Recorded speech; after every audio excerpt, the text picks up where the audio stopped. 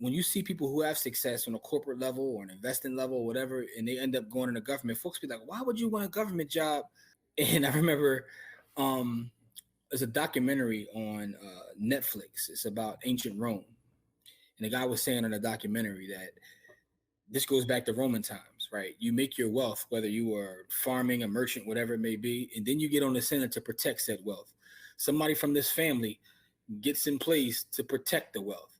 And it's kind of like Yellowstone. We were watching Yellowstone. Yeah, that too. They did it in Yellowstone too, right? Yeah. So that too, like, yo, you gonna go over there in this position, you go over there in this position, we gonna protect our land.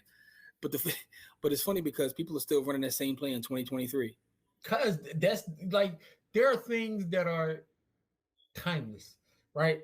And when people understand, people who really actually have something, understand that nothing that you have is yours unless you can protect it. Yeah.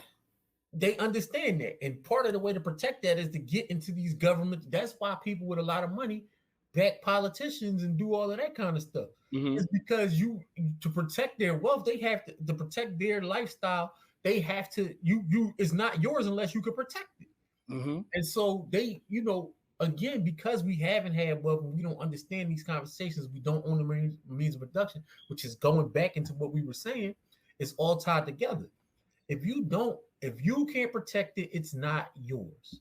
It's also why you see some wealthy people outside of their values, why you see them shunning away from even letting people know their wealth, right? Yep. Because that's a whole nother way of protecting it.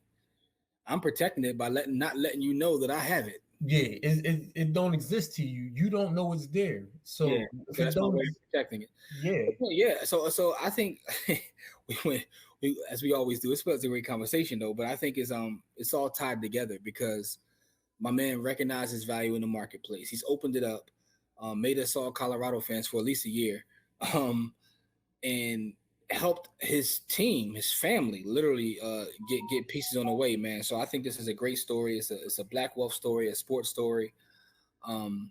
Yeah, man. So I need them to run the table, dog.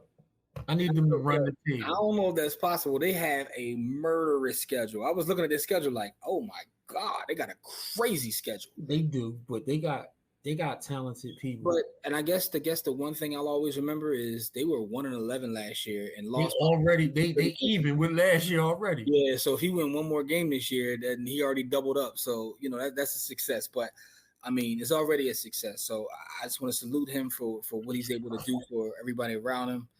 The questions that I want to leave our audience with for those listening or watching is some of the strategies you use to protect your value in the marketplace, right? Protect your value in the marketplace. And also, what are your thoughts on Dion and the start that he's had and what he's been able to do in terms of like helping folks around him, whether it's his assistant coaches, whether it's his sons, his other players, and just the value that he's brought to them as well. What are your thoughts on Dion in Colorado, if any? Please leave us feedback, leave comments in the YouTube section. If you're listening to the audio, you can always send us I don't know, is it called a tweet, or X, whatever it may be. Shoot us a message on X, Twitter, whatever you want to call it.